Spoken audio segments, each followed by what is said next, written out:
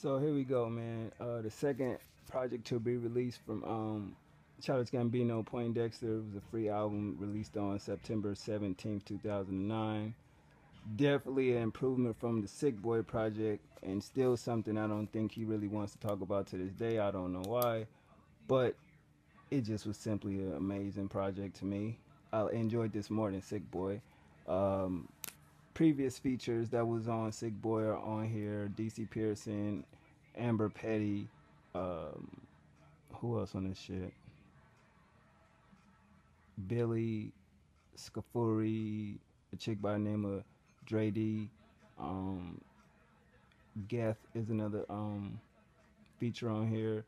Basically, and it's my name Dean. You know, people that's been around his inner circle. Basically, it starts off with Extraordinary. Um, that shit was dope as fuck. That beat, I love his witty lines. He had the bars, the production. My God, like literally no bullshit, y'all. I swear to God. Like I'm listening to this and the production kicks in after the record. I literally say wow because that shit was just so amazing. Like, damn, this shit is better than some shit that's out now as far as music. And I'm like, holy shit. Can he top this project? Let's find out. Then he goes into the second track, So Much Better. One of my favorite tracks off this project, man. That beat was so fucking hard. He threw that sample in there.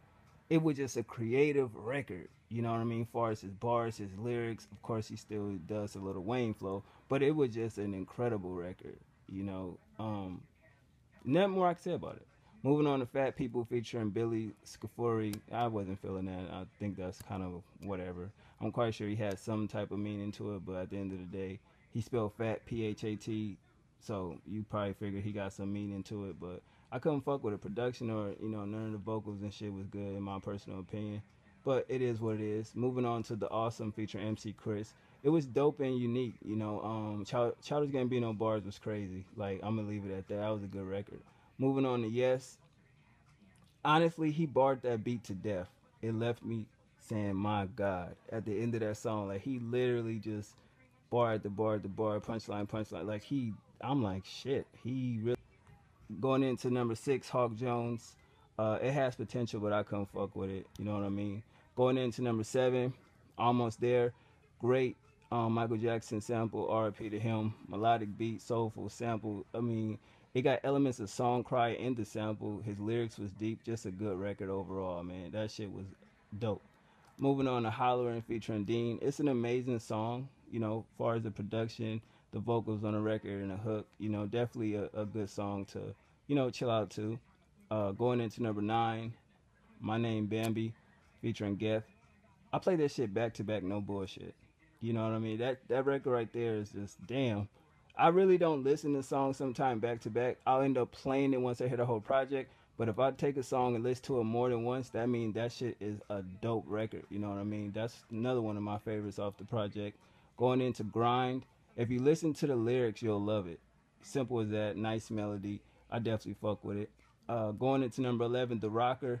The sample says his name if you listen closely, because I'm like, what is this sample saying? So I'm listening to it and I'm like, oh, that's fucking dope. That is fucking dope. And he got bars on this record. Definitely a dope song, man. Moving on to track 12, I'm So Focused featuring Truff Serum.